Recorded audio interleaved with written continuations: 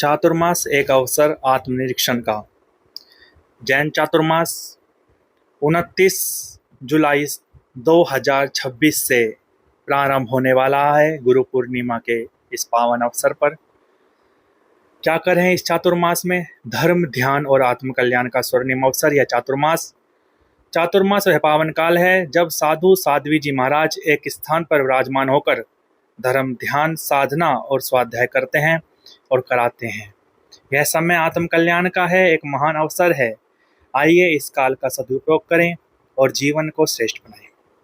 5 सूत्री कार्यक्रम आप सबों के लिए लेकर के आए हैं। चतुर्मास में साधु जी साध्वी जी महाराज आपके यहाँ आएंगे, आपके धर्म स्थानक में रुकेंगे और आपको क्या संदेश देंगे, आप उनसे क्या सीख सकते हैं? आत्म संयम और इंद्रिय निग्रह। साधु जी साध्वी जी के संयमित जीवन को देखकर हम भी अपने विचार, वाणी और कर्म पर नियंत्रण रखना सीख सकते हैं। ध्यान और स्वाध्याय, उनके प्रवचन और स्वाध्याय से हमें जीवन का सही मार्ग, सम्यक ज्ञान और आत्मिक शांति मिलती है। त्याग और तपस्या, उनका त्याग, तप और कष्ट सहन करने की शक्ति हमें धैर्य, सहनशीलता और वैराग्य की प्रेरणा देती है। सत्य और अहिंसा का पालन, उनके जीवन से हम सत्य, अहिंसा, क्षमा और करुणा जैसे मूल्यों को अपने जीवन में उतार सकते हैं। क्षमता और मैत्री भाव, सभी के प्रति समभाव और मैत्री रखने की भावना हमें परिवार, समाज और जगत में सुखी बनाती है। चातुर्मास में धर्म, ध्यान का लाभ आप कैसे उठा सकते हैं? नियमित प्रवचन और सत्संग में लाभ लें। धर्म ज्ञान बढ़ेगा और जीवन में सकारात्मकता आएगी। दैनिक समय ध्यान में लगाएं।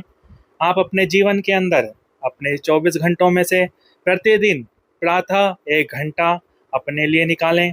शांत बैठकर आत्मा कल्याण के लिए आत्मचिंतन करें, मन की शांति और एकाग्रता को बढ़ाएं। स्वाध्याय की आदत डालें। डेली जैन आगम, धार्मिक पुस्तकें और प्रेरणादायक साहित्य का अध्ययन करें। प्रतिक्रमण और आत्मचिंतन करें। अपनी गलतियों को स्वीकार करें, क्षमा मांगें और सुधार करने का संकल्प लें। अभय दान दें, सेवा करें। जितना संभव हो जीव दया, अन्न दान, औषधि दान और धर्म सेवा करें। अपने जीवन में कर्मों को काटें।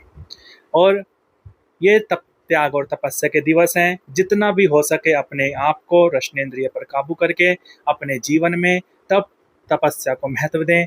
जितना भी हो सके उपवास, एकासन, व्यासन, आयम्बिल, तेला, बेला, अठाई, मास खमन, जितना भी इस चातुर्मास में ज़्यादा से ज़्यादा तपस्या हम करेंगे तो हमारी आत्मा का कल्याण होगा, हमारे कर्म को क्षय होगा।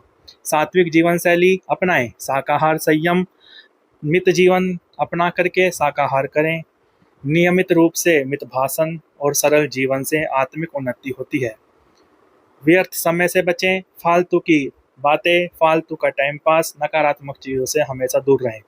लक्ष्य कैसा रखें? लक्ष्य अपने आत्म कल्याण का हो। चातुर्मास को केवल मौसम न समझें, यह आत्मा को शब्द और उन्नत करने का अवसर है। चातुर्मास का क्या उद्देश्य होता है? ये 4 माह ही क्यों मिलते हैं? इस 4 महीने का क्या उद्देश्य है? आत्मा की शुद्धि और उन्नति, वैराग्य, क्षमा और करुणा की भावना, सही जीवन मार्ग की प्राप्ति, परिवार और समाज में सद्भाव, समस्त जीव मात्र के प्रति मैत्री भाव। चतुर्मास में किया गया थोड़ा सा भी धर्म, ध्यान और स्वाध्याय जीवन भर के लिए कल्याण का मार्ग बनता है। आइए इस चतुर्मास को जीवन का टर्निंग पॉइंट बनाएं और आत्मा की ओर एक कदम बढ़ाएं। आप सबके लिए मंगल भावना। धर्म से ज्ञान, ज्ञान से ध्यान, ध्यान से शांति और शांति से मोक्ष का मार्ग प्रशस्त होता है। आप सबकी आत्मा का कल्याण हो, आपका मंगल हो, आपका शुभ हो। ओम शांति।